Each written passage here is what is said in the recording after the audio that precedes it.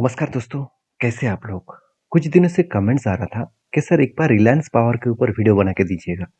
देखिए रिलायंस पावर के ऊपर मैंने बहुत पहले एक वीडियो आपके साथ शेयर किया था और मैंने तब भी आपको बताया था, मैंने किस स्ट्रैटेजीज़ को यूज़ करके इस कंपनी के ऊपर काम किया और मैंने क्यों किया। आज मैं आपको बताऊँगा कि रिलायंस पावर में इस तरीके से पॉजिटिव सिचुएशन क्यों बना और साथ ही साथ ये भी बताऊँगा कि इसका कौन-सा लेवल से कौन-सा लेवल तक इस कंपनी ने मैसिवली जंप किया और आगे किस तरीके से परफॉर्मेंस कर सकते हैं। देखिए इस वीडियो टोटली एजुकेशन पर्पस में होगा। मेरे पॉइंट ऑफ व्यू से सारे बात मैं आपके साथ रखूँगा। आप इसको एज़ ए सीखने के लिए सारी चीज़ यूज़ करिए। जैसे देखिए Reliance power share sky rocket 22% इन 6 डेज़। जब ये न्यूज़ आया उसके बाद ही मुझे कमेंट्स आना शुरू हो गया। क्योंकि उससे पहले भी मैंने वीडियो बना के शेयर किया था। तभी मैंने आपको बताया था कि रिलायंस पावर फिर से एक अच्छा मतलब पॉजिटिव व्यू दिखा सकते हैं। क्योंकि आप सभी जानते हैं मुकेश अंबानी जी के भाई अनिल अंबानी जी का कंपनी है रिलायंस पावर, जो एक बैंक करप्सी हो चुके हैं। फिर भी रिलायंस पावर आज फिर से रिकवरी करके खड़ा होने का कोशिश कर रहा है। इसके पीछे 2 रीज़न है। पहली रीज़न जो है वो रीज़न है कि रिलायंस के अनिल अंबानी के जो बेटे हैं उन्होंने जब बिजनेस संभाले तब से लेकर रिलायंस ग्रुप के कुछ कंपनीज के अच्छा खासा मतलब पॉजिटिविटी व्यू देखने को मिला। मैं अभी आपको दिखाऊंगा। चलो सबसे पहले वो ही आपको दिखा देता हूँ। देखिए रिलायंस पावर के सबसे पहले मैं क्वार्टरली आपको रिजल्ट में लेके जाऊंगा। तो रिजल्ट रिजल्ट देखने से पहले एक चीज सबसे पहले देख लीजिए इन्वेस्टर। तो इन्वेस्टर में क्या हुआ, आप ध्यान से देखेंगे 2022 में एफआईएस के पास अराउंड 7.5 से 8% के आसपास होल्डिंग था और डीएस के पास 3.5% होल्डिंग था। पब्लिक के पास कितना 63% होल्डिंग था और प्रोमोटर प्रोमोटर के पास अराउंड 25%। और आज क्या है 2022 से लेकर 2025 तक, तो डेटा जो देखने को मिला वो पूरा का पूरा पासा ही पलट गया। इंस्टीट्यूशन के पास कितना हो गया, मतलब एफएस के पास होल्डिंग हो गया ऑलमोस्ट 23% के आसपास। डीएस जो बीच में माल बेचा था फिर से वो खरीदारी करना शुरू कर चुके हैं और पब्लिक के पास जो 64% का होल्डिंग था वो घट के हो चुके हैं 59% के आसपास और बाकी प्रोमोटर के पास 24% होल्डिंग है। तो ओवरऑल देखा जाए तो प्रोमोटर से लेकर F S D S public हर किसी के पास यहाँ पे होल्डिंग्स देखने को मिलेगा। तो एक चीज आप ध्यान से देखिए, यहाँ पे जो डेटा है इस डेटा के अकॉर्डिंग एक चीज आप नोटिस करिए कि प्रोमोटर से लेकर एफ एस डी एस और पब्लिक हर किसी के पास अच्छा खासा होल्डिंग्स है। इस होल्डिंग्स होने के पीछे रीजन कौन सा है, एक बार आपको क्वार्टरली रिजल्ट अभी मैं आपको लेके चलता हूँ। देखिए आपको कोई भी मतलब यस में आपको उतना ज़्यादा सेल्स का ग्रोथ नहीं दिखेगा। फिर भी देखा जाए तो इस बार कंपनी ने एक अच्छा खासा सेल्स जनरेट किया और एक्सपेंस को सबसे जो बड़ी बात है, एक्सपेंस को कंपनी कई गुना तक कंट्रोल में लेके आए। क्योंकि 2300 करोड़ का एक्सपेंस हो गया था, 1800 करोड़ का एक्सपेंस हो गया था, उससे कंट्रोल करके कंपनी इस बार 1300 करोड़ के आसपास एक्सपेंस को लेके आए। और देखिए कंपनी के ऊपर ऑपरेटिंग प्रॉफिट मार्जिन जो है, जो इतने दिनों से बुरी तरीके से खराब हो रहा था, फिर से वो रिकवरी होना शुरू हो चुके हैं। लास्ट 4 क्वार्टर्स में कंटिन्यूअसली खुद के ऑपरेटिंग प्रॉफिट मार्जिन बढ़ा रहा है।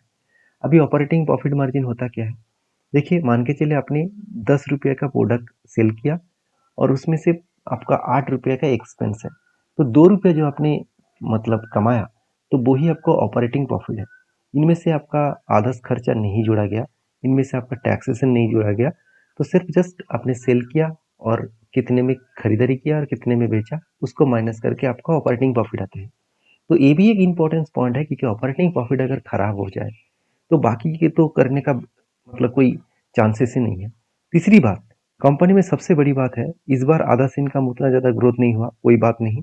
मगर एक चीज़ अच्छा लगा, कंपनी के जो इंटरेस्ट जो 650 करोड़ के ऊपर देना पड़ता था, वो आज जस्ट 400 करोड़ में आ चुके हैं।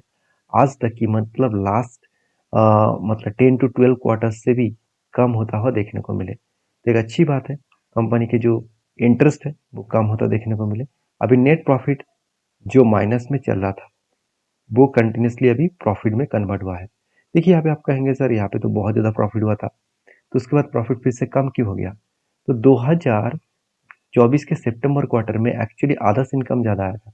अगर मैं आधा से इनकम को हटा देता तो आप ऑपरेटिंग प्रॉफिट देखेंगे तो सबसे ज़्यादा प्रॉफिट इस बार ही देखने को मिलेगा। तो ओवरऑल मैं बात करूँ कंपनी के ऊपर, सेल्स में अभी भी ग्रोथ होना बाकी है, मगर प्रॉफिट कंटिन्यूअसली ग्रोथ होता चला जा रहा है और यही इसीलिए कंपनी अच्छा खासा रिटर्न भी जनरेट करके दिया। देखिए पेनी स्टॉक में काम करना इतना आसान नहीं होता और किसी भी कंपनी के ऊपर रिस्क लेना, इतना भी रिस्क लेना इतना आसान नहीं होता। फिर भी अगर कंपनी को ध्यान से देखेंगे, चीज़ों को समझेंगे, तो आपको एक पॉजिटिव व्यू लगेगा। क्योंकि देखिए इंस्टीट्यूशन जब खरीदारी कर रहा है ना कोई तो मकसद होगा। अगर मैं मान ही लेता हूँ कि ऑपर मतलब रिटेल पब्लिक को फंसाने के लिए इस तरीके से काम किया जा रहा है, तो भी इंस्टीट्यूशन अगर बाय कर रहा है तो एक पॉजिटिव व्यू है।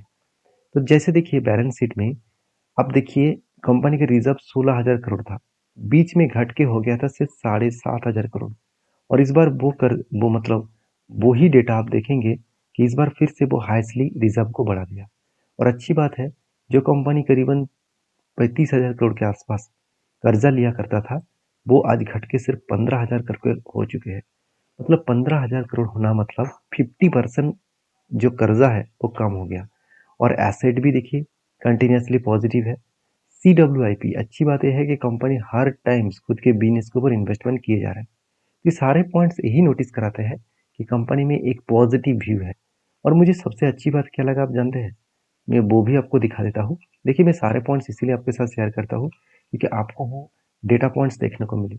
जैसे देखिए प्रोसीड फ्रॉम बोरिंग्स मतलब कंपनी जो पहले कर्जा लिया करता था, मतलब पहले जो कर्जा लिया था तो वो कर्जे को वो धीरे धीरे करके मिटा भी रहा है। ऐसे नहीं कि कंपनी कर्जा मिटा नहीं रहा। तो लास्ट कुछ क्वार्टर्स में नया कर्जा नहीं लिया, तो उसके अगेंस्ट में पहले जो कर्जा लिया गया था उसको धीरे धीरे करके वो कंप्लीट किया, मिटा भी दिए। तो ये सारे पॉइंट्स यही बता रहे हैं कि कंपनी में कितना पॉजिटिविटी है। और अच्छी बात ये भी है कि कंपनी का ऑपरेटिंग जो एक्टिविटीज़ है वो भी पॉजिटिव है कैश फ्लो में। तो सारे पॉइंट्स मुझे पॉजिटिव ना भी लगे, बहुत सारे पॉइंट्स मुझे पॉजिटिव लगा। और अच्छी बात ये है कि कंपनी की जो मतलब वैल्यूएशन है वो भी आपको सस्ता दिखेगा। तो चलो अभी मेन पॉइंट्स के ऊपर आ जाते हैं। वो है कंपनी के ऊपर सबसे बड़ी बात है, सबसे बड़ी बात कंपनी के देखिए बुक वैल्यू भी आसपास है करंट प्राइस का। तो चलो सबसे बड़ी बात है कंपनी का टेक्निकली चार्ट पैटर्न। देखिए मैं आपको एक वीडियो बना के शेयर किया था, वो टाइम ऑफ पीरियड था अराउंड अराउंड 2024 जुलाई मंथ में। तो मैंने क्यों वीडियो बनाया था सबसे पहले वो समझिए। मुझे एक पैटर्न्स देखने को मिला था, वो पैटर्न्स कुछ इस तरीके से है। देखिए यहाँ पे क्या बना, एक कप बने, उसके बाद 3 बार यहाँ पे हैंडल बने। मैं चलो एक बार आपको बना के दिखा देता हूँ, सारी चीज़ें यहाँ पे हटा देता हूँ तो आपको भी समझ में आ जाएगा किस तरीके से चीज़ों को समझना है। देखिए ऊपर मैंने एक लाइन ड्रॉ किया, ऊपर मैंने एक लाइन ड्रॉ किया, उसके बाद यहाँ पे इस एंगल बेसिस में देखा जाए तो यहाँ पे क्या बना, एक कप बने। कप का मतलब यहाँ पे अ, कप जैसा पैटर्न्स बने और उसके बाद छोटा सा एक हैंडल क्रिएट हुआ। तो छोटा सा एक नहीं, उसके बाद 2 हैंडल क्रिएट हुआ और उसके बाद 3 हैंडल क्रिएट हुए। मतलब यहाँ पे बार बार रिपीटेड जब हैंडल बन रहा था तब फंडामेंटल भी स्ट्रांग हो रहा था। उसके साथ साथ मुझे यहाँ पे वॉल्यूम भी अच्छा देखने को मिला था। तो यहाँ पे एक स्ट्रांगली पॉजिटिव व्यू था। और जब फाइनली इस लेवल को ब्रेकआउट किया, इस लेवल को ब्रेकआउट किया, ब्रेकआउट कंफर्मेशन किया और उसके बाद रिटेस्ट किया, इस जगह पे मैंने आपको वीडियो बना था और मैंने बताया था यहाँ से मैं एक पॉजिटिव डिसीजन लेने वाला हूँ। और वो डिसीजन पॉजिटिव था कि नेगेटिव था अभी आपको पता चलेगा। मैंने क्या किया, लोअर साइड से अपर लेवल तक मार्किंग किया। तो लोअर साइड से अपर लेवल तक मार्किंग किया और इसी मार्किंग को मैंने क्या कहाँ पे बिठाया, ऊपर में बिठा दिया। तो ऊपर बिठाने के बाद टोटल रेंज निकल के आया 94%। तो ऑलमोस्ट आप यहाँ पे देख सकते हैं कितना दिन लगा। जो करेंटली मेरा एंट्री प्राइस था वहां से लेकर अगर मैं करंट प्राइस भी देखूँ तो 200 दिन के आसपास, 270 दिन हुआ और ऑलमोस्ट 63% के आसपास गेन दे चुके हैं। तो ये जो रेजिस्टेंस लेवल है, ये जो हाई लेवल है, करीबन करीबन 53 रुपीज़ के आसपास, इस लेवल को अगर ब्रेक करें तो वो 64 लेवल तक जा सकते हैं। तो देखिए जा सकते हैं इसका मतलब ये नहीं कि आप यहाँ से एंट्री ले लें, ये गलत है। मेरा एंट्री तो बहुत पहले हो चुके हैं। मैं इस तरीके से स्ट्रेटजीज के ऊपर काम नहीं करता हूँ कि कोई भी हाई लेवल ब्रेक करे उसके बाद काम करूंगा, ऐसे बिल्कुल नहीं। मैं जिस तरीके से स्ट्रैटेजीज़ के ऊपर काम करता हूँ, वो मैं आपके साथ शेयर करता हूँ एज़ ए एजुकेशन पर्पस में। तो मेरा व्यू तो क्लियर है, आपका व्यू क्या है? आपका व्यू क्या था? ज़रूर मुझे कमेंट्स करके बताना और इस तरीके से अपडेट पाने के लिए आप मुझे कमेंट्स करके बता सकते हैं, पूछ सकते हैं और साथ ही साथ आप ये भी मुझे कमेंट्स करिए, आप किस कंपनी के ऊपर वीडियो देखना चाहते हैं। तो वीडियो में जानकारी अच्छा मिले तो प्लीज़ एक लाइक कर देना और चैनल को सब्सक्राइब भी कर लेना। मिलते हैं नेक्स्ट वीडियो में, तब तक के लिए धन्यवाद।